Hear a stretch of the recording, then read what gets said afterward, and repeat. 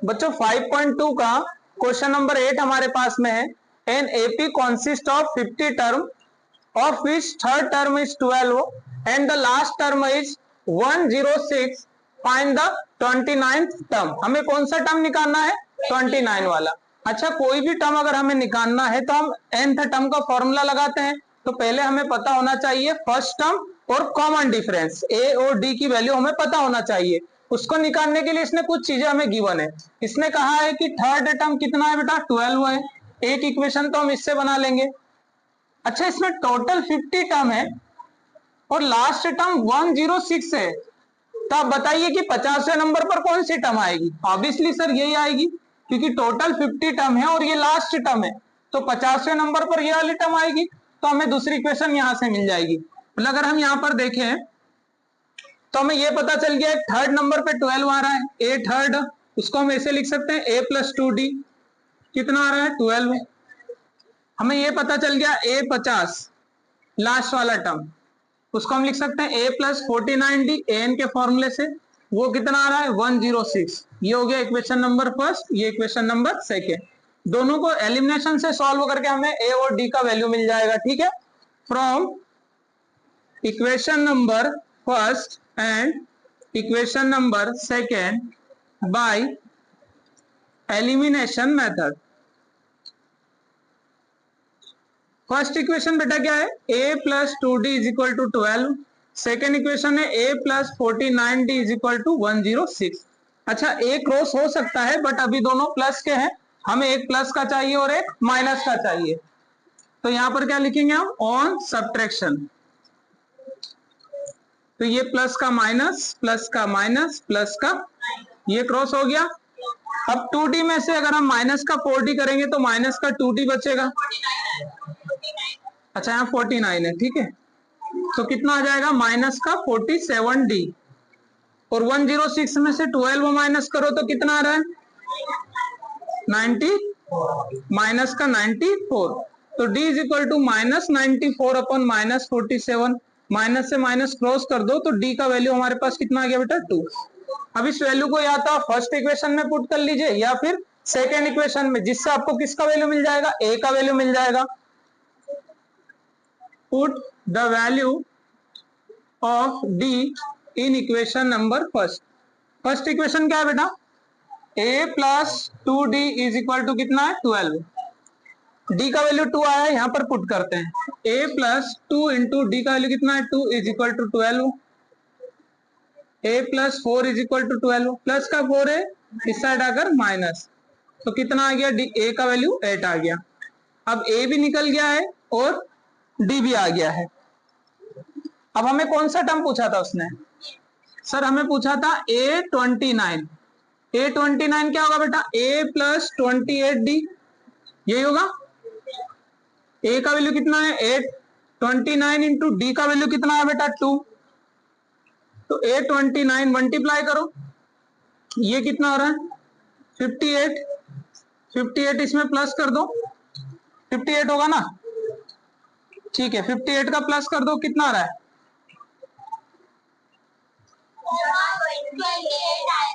हाँ, n-1 28 आ रहा है ना। मल्टीप्लाई करेंगे कितना आ रहा है? 56 प्लस 4 किया, कितना आ गया? 64। ये हमारा फाइनल आंसर। क्लियर हो गया सभी को? तो एक इक्वेशन हमने इससे बनाया है और एक इक्वेशन हमने इससे बनाया। दोनों को एलिमिनेशन से सॉल्व करके हमने d और a का वैल्यू निकाला है, दोनों को यहाँ पर पुट कर दिया। a29 हम लोगों को पता चल गया। क्लियर है सभी को? नोट कीजिए स्पीड में। बच्चों 5.2 का क्वेश्चन नंबर 9 हमारे पास है। If the third term and the ninth term of an AP are 4 and -8 respectively, which term of this AP is 0। देखो ये बहुत आईएमपी क्वेश्चन है, बोर्ड के पॉइंट ऑफ व्यू से कई बार ये क्वेश्चन पूछा है। ठीक है, इस बार हमें दो इक्वेशन बनाने के लिए थर्ड टर्म इसने बोला है कि 4 है और नाइन्थ टर्म कितना है? -8 है। इससे हम दो इक्वेशन बना लेंगे। इक्वेशन कैसे बनाते हैं एक बार और बता देता हूं मैं। देखिए, इसने बोला है कि a थर्ड टर्म कितना आ रहा है? 4 आ रहा है, और a नाइन्थ टर्म कितना आ रहा है? -8 आ रहा है। आपको पता है an का फॉर्मूला होता है n is equal to a plus n-1 into D. अब a का वैल्यू तो हमें पता नहीं है अभी, और n की जगह पर कौन सा टर्म है? ये थर्ड टर्म। तो 3 में से 1 माइनस करेंगे कितना आएगा 2d। अब जब भी ऐसा आएगा ना मैं डायरेक्टली लिखूंगा, थर्ड टर्म बोलेगा तो a प्लस 2d लिख दूंगा, आप लोग समझ जाएंगे, ठीक है। तो सर गिवन हमारे पास में है थर्ड टर्म कितना है सर, थर्ड टर्म है सर 4, तो इसको लिख सकते हैं a प्लस 2d, कितना गिवन है a थर्ड को हम लिख सकते हैं a प्लस 2d और वो गिवन है 4, ये हो गया इक्वेशन नंबर फर्स्ट, ठीक है। उसके बाद कौन सा टर्म है बेटा, नाइन्थ टर्म, इसको हम लिख सकते हैं a प्लस 8d, सिमिलर फॉर्मूले से, ठीक है। वो कितना गिवन है माइनस का 8, ये हो गया इक्वेशन नंबर सेकेंड। अब दोनों इक्वेशन को सॉल्व करके पहले a और d का वैल्यू हम लोग फाइंड करते हैं, ठीक है। दोनों इक्वेशन को एलिमिनेशन से सॉल्व कर लो। From equation number first and equation number second by elimination method. First equation क्या है बेटा, a प्लस 2d कितना है 4, सेकेंड a प्लस 8d कितना है माइनस का 8, a क्रॉस हो जाएगा बट दोनों किसके हैं प्लस के हैं, तो यहां पर क्या लिखेंगे हम लोग ऑन सब्ट्रैक्शन, माइनस माइनस और ये माइनस का क्या हो जाएगा प्लस, ये क्रॉस हो गया, 2d में से 8d माइनस किया माइनस का 6d, 4 प्लस 8 कितना होता है 12, 6 मल्टीप्लाई कर रहा है इस साइड आकर डिवाइड करेगा तो d का वैल्यू कितना आ गया बेटा -2। अब d का वैल्यू किसी भी इक्वेशन में पुट कर दो, put the value of d in equation number first. First equation क्या है बेटा, a plus 2d is equal to 4, a plus 2d is equal to 4, a plus 2 into D का वैल्यू कितना आया -2 इज इक्वल टू 4, ये d का value -2 हमने यहाँ पे सब्स्टिट्यूट किया है, तो माइनस प्लस माइनस, माइनस का 4 इस साइड अगर प्लस का हो गया, a का वैल्यू कितना मिल गया, अच्छा a d तो निकाल लिया हमने, पर उसने हमसे क्वेश्चन में पूछा क्या है, देखो क्वेश्चन में उसने पूछा था विच टर्म, मैंने आपको पहले भी बताया जब भी ये वर्ड लिखा हो एपी के अंदर विच टर्म, इसका मतलब आपको पता करना है n, आपको क्या पता करना है, और n जब भी पता करना होगा an ऑलरेडी गिवन होगा, उसने बोला है कौन सा टर्म 0 होगा, डेट मीन्स ये आपका क्या है an है ना, और an कितना है 0, आगे समझ में। जब भी इस टाइप का क्वेश्चन आता है एपी के अंदर विच टर्म वाला, डेट मीन्स आपको n पता करना है और an आपको गिवन रहता है, ठीक है। Now formula for nth term, formula for nth term, formula क्या होता है बेटा, an is equal to a plus n minus 1 into D, हमें पता करना है कौन सा टर्म 0 होगा, तो an की जगह पर हम कितना लिख रहे हैं देखो 0, a का वैल्यू कितना है 8, n का वैल्यू पता नहीं है सर अभी, और d का वैल्यू कितना आया -2, प्लस का 8 है सर इस साइड अगर माइनस का 8, -2 n -1, -2 से डिवाइड कर दो तो -8 अपॉन में -2 इज इक्वल टू n -1, कितने टाइम हो गया बेटा 4 टाइम, तो n is equal to minus का इस साइड अगर प्लस का 1, तो n का वैल्यू कितना आ गया, फिफ्थ टर्म इसका 0 आएगा, इसका फिफ्थ टर्म क्या आएगा 0 आएगा। अच्छा बना के देखते हैं सर, फर्स्ट टर्म कितना था 8 था, देखो चेक करते हैं, फर्स्ट टर्म कितना था 8 था, कॉमन डिफरेंस कितने का आया 2 माइनस किया तो सेकेंड टर्म 6, 2 माइनस किया 4, 2 माइनस किया 2, 2 माइनस किया 0, कौन सा 1 2 3 4 5, ए फिफ्थ, देखो ए फिफ्थ टर्म कौन सा आ रहा है 0, तो वही तो हमें पता करना था कि कौन से नंबर पे 0 आएगा, पर हमने बता दिया कि फिफ्थ प्लेस के ऊपर 0 आएगा। क्लियर हुआ सभी को, नोट कीजिए बेटा स्पीड में। 2 का क्वेश्चन नंबर 10 हमारे पास में है, the 17th term of an AP exceeds it's 10th term by 7, find the common difference. अच्छा बिल्कुल ध्यान से समझना, ये एक्सिड्स वर्ड का मीनिंग क्या होता है कि अगर हम लोग इसके 17 टर्म में से 10th वाला टर्म माइनस करेंगे तो डिफरेंस कितने का मिलेगा 7 का, ये इसका मीनिंग है, समझ में आ गया। तो क्वेश्चन के अकॉर्डिंग सर हमें गिवन कंडीशन क्या है कि अगर 17 टर्म में से हम माइनस करते हैं कौन सा टर्म 10 वाला, तो डिफरेंस कितने का मिल रहा है सर 7 का। ये एक्सिस्ट का मीनिंग अब समझ में आ गया आप लोगों को कि अगर हम लोग 17 टर्म में से 10th वाला टर्म माइनस करेंगे डिफरेंस आएगा 7 का, ठीक है sir.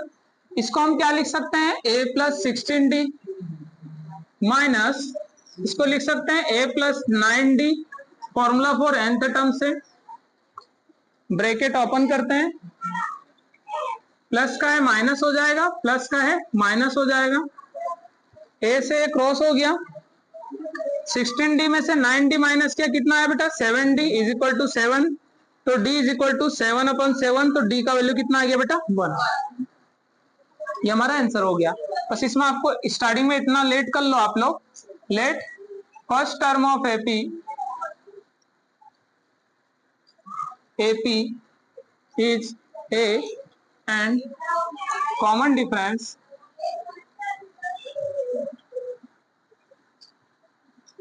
is D. Now according to question, question के अकॉर्डिंग 17 टर्म में से 10 वाला टर्म माइनस कर रहे हैं, डिफरेंस आ रहा है 7 का, तो 17 टर्म को an के फॉर्मूले से a प्लस 16d लिख सकते हैं और 10 को लिख सकते हैं a plus 9d।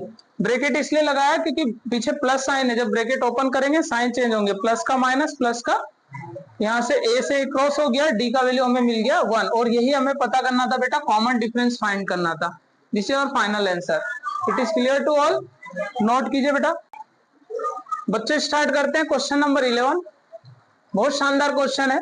Which term, अच्छा पहले ही पता चल गया सर, विच टर्म पढ़ के हमें पता चल गया कि हमें n कैलकुलेट करना है, हमें n पता करना है। इतना क्लियर हो गया सभी को।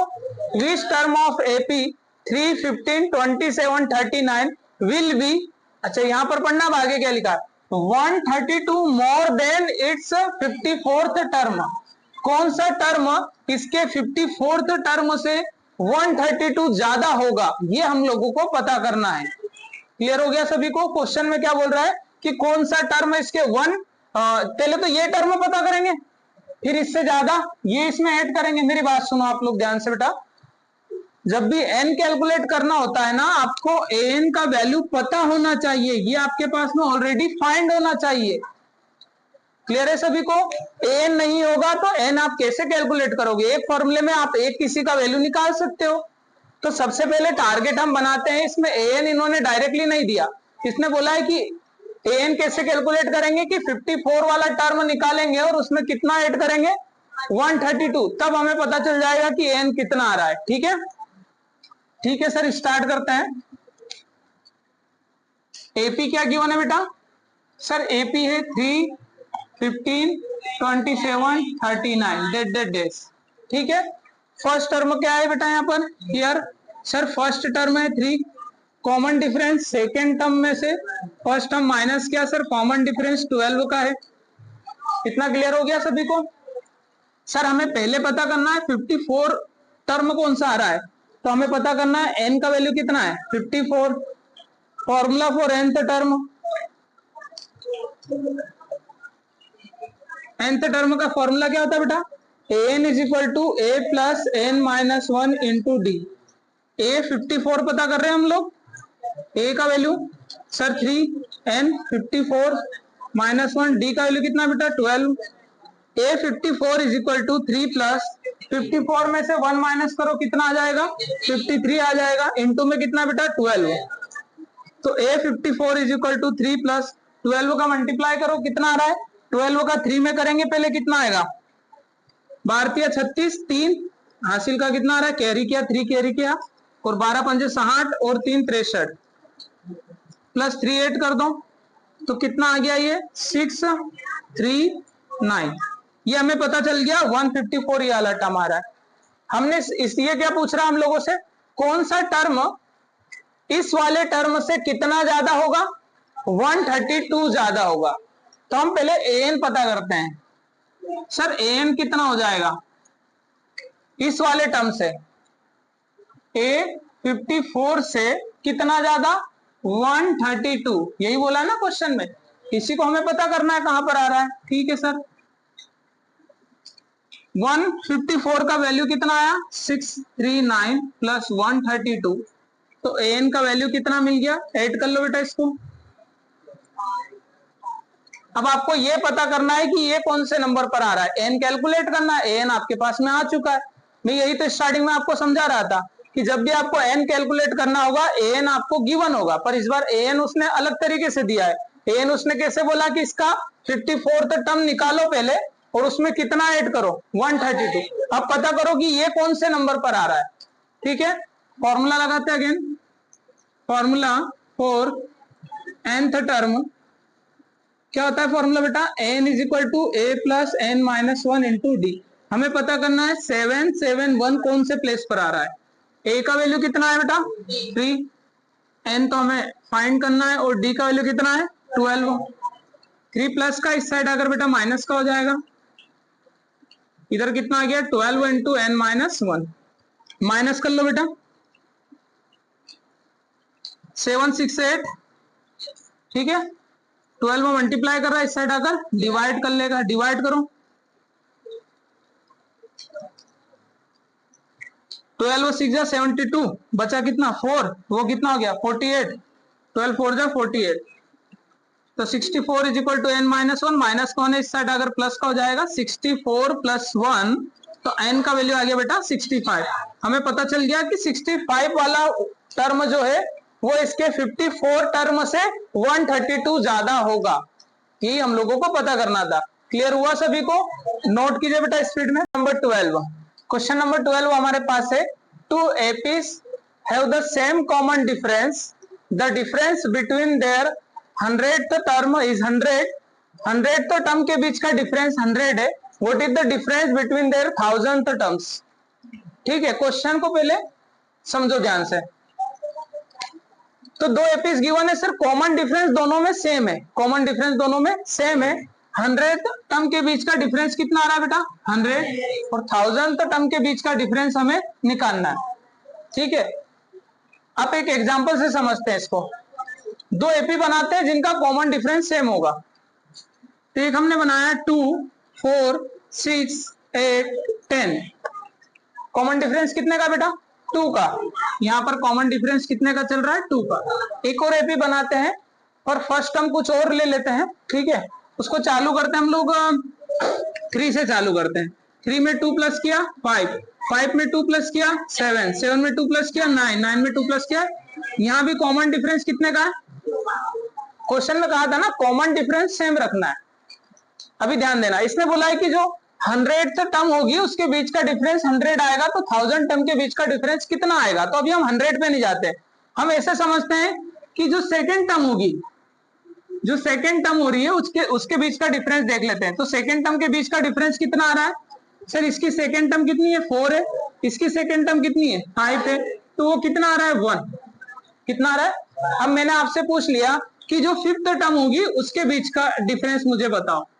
सर 5th टर्म को देखें तो वो भी कितना आ रहा है 10 और 11, वो भी डिफरेंस कितना आ रहा है 1। मैंने आपसे पूछ लिया 3rd टर्म जो है उसके बीच का डिफरेंस बताओ, सर वो भी कितना आ रहा है 1। 4th टर्म के बीच का डिफरेंस बताओ, सर वो भी कितना आ रहा है 1।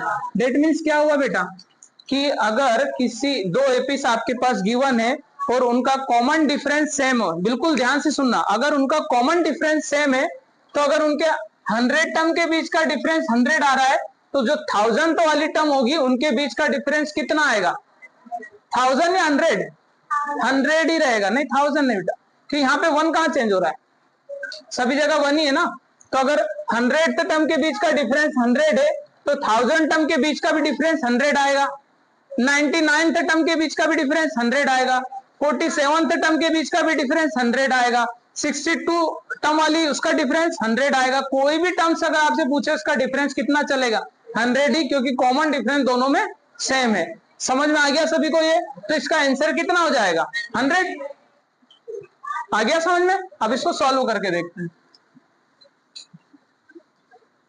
देखिए बेटा अब हमारे पास क्या गिवन है सर, दो एपीस है जिनका कॉमन डिफरेंस सेम है, ठीक है, तो हम लेट कर लेते हैं।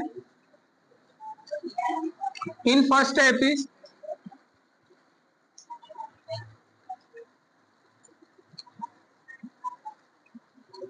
फर्स्ट टर्म ले लेते हैं हम लोग ए, एंड कॉमन डिफरेंस क्या ले लेते हैं, फर्स्ट टर्म ले लिया बेटा, इसमें हमने a1 ले लेते हैं। फर्स्ट टर्म कितना ले लो a1, और कॉमन डिफरेंस कितना आ गया, कॉमन डिफरेंस ले लो बेटा d। In second AP first term तो अलग अलग हो सकता है, उसने कुछ नहीं कहा था, इसको ले लेते हैं a2। कॉमन डिफरेंस सर ये सेम ही रहेगा, कॉमन डिफरेंस कितना आएगा d आएगा, ठीक है। क्वेश्चन के अकॉर्डिंग टू क्वेश्चन क्या बोल रहा है बेटा इसमें कि 100th वाला जो टर्म होगा उसके बीच का डिफरेंस कितना आएगा, 100 आएगा, यही कहा ना, ठीक है। तो पहली टर्म का अगर हम 100th टर्म निकालें और दूसरी टर्म का 100th टर्म निकालें और उनके बीच का डिफरेंस देखें तो कितना आ रहा है बेटा, 100, ठीक है। तो फर्स्ट टर्म के लिए हमने जो पहली एपी है उसका फर्स्ट टर्म क्या लिया, A1, और कॉमन डिफरेंस क्या है, D, तो इसको हम लिख सकते हैं nth फॉर्मूले से, क्या आ जाएगा, A199D, लिख सकते हैं ऐसा, माइनस सेकेंड वाली के लिए हमने फर्स्ट टर्म क्या लिया, A2 plus 99D is equal to कितना आ गया, 100, क्योंकि दोनों के बीच का डिफरेंस कितना दिया, 100 दिया है, ठीक है। तो A1 प्लस 99D ये हो जाएगा माइनस, ये भी हो जाएगा माइनस, इज इक्वल टू 100, इससे ये क्रॉस हो गया, तो A1 माइनस A2 कितना आ गया बेटा, इसको आप इक्वेशन फर्स्ट दे दीजिए अभी। अब आपसे क्वेश्चन में क्या पूछा था, कौन सी टर्म का पूछ रहा था सर, 1000 वाली टर्म के बीच का डिफरेंस हमें बताना था, कौन सी टर्म के, 1000 वाली।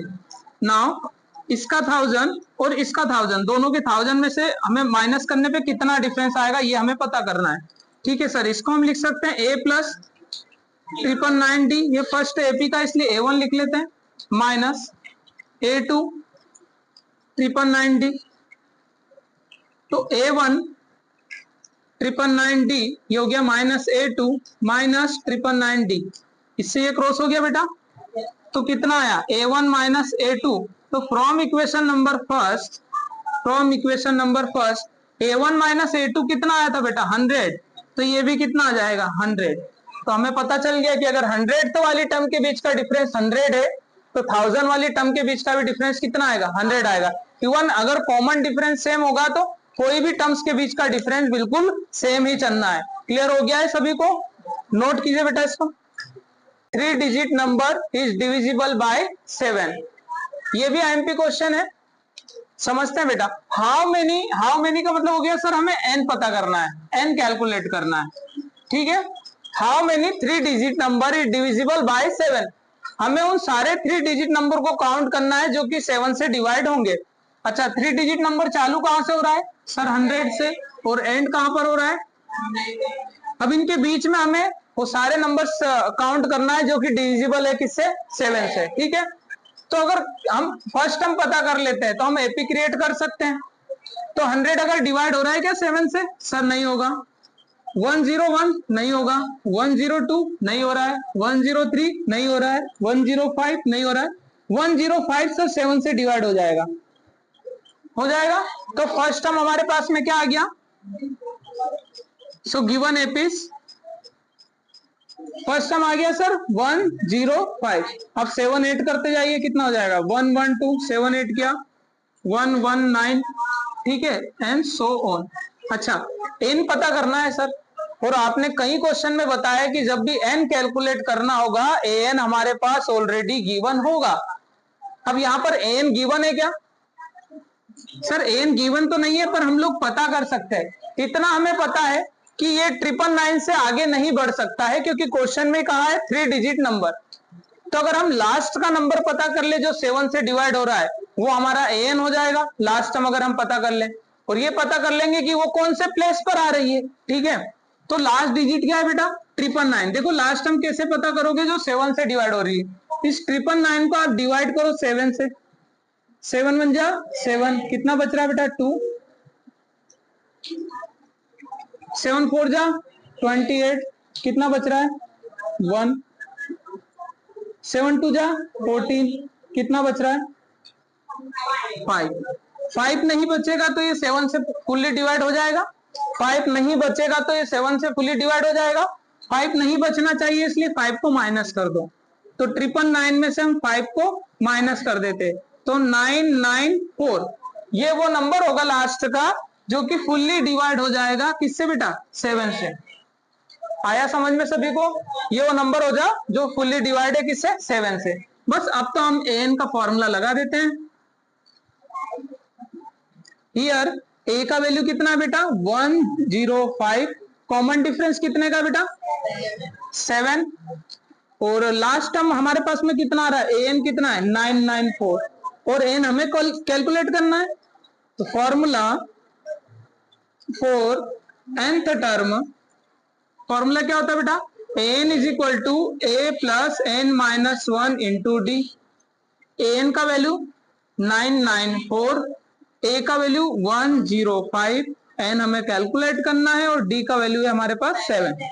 ये प्लस का है बेटा, इस साइड अगर माइनस हो जाएगा, 994 में से माइनस हो जाएगा 105, इधर कितना बच रहा है 7 इंटू एन माइनस 1, माइनस कर लो इसको, कितना आ रहा है 14 में से 5 माइनस कर लो 9, ये हो गया 8, 7 n माइनस 1, 7 मल्टीप्लाई कर रहा है, इस साइड आकर डिवाइड कर लेगा, डिवाइड करो, 7 1 जा 7, बचा कितना 1, 7 2 जा 14, 4 7 7 जा 49, n minus 1 is equal to 1 to 7, minus का 1 है बेटा, इस साइड अगर प्लस का 1 हो जाएगा, तो n is equal to final answer हमारे पास आ जाएगा 128 और फाइनल आंसर। तो हमें पता चल गया कि 3 डिजिट के टोटल ऐसे नंबर कितने हैं जो 7 से डिविजिबल है सर, 128। क्लियर हुआ सभी को, ये एपी बनाना आ गया आप लोगों को, ठीक है। अभी यहाँ पर क्वेश्चन में कुछ भी रिप्लेस हो सकता है, 7 की जगह यहाँ पे पूछ सकता है कि 5 से डिवाइड होने वाले, 5 की जगह हो सकता है 3 से डिवाइड होने वाले। क्लियर है सभी को, तो फर्स्ट टर्म निकाल लेना और उसका लास्ट टर्म निकाल लेना, दोनों तरीके समझ में आए कैसे निकालेंगे, नोट कीजिए बेटा इसको स्पीड से। Hello everyone, welcome to your one channel Aryan Education Institute. Here you get all 10th NCERT solutions with basic understanding and physics solutions. If you like my way to teach you, please like and subscribe my channel. Thank you very much.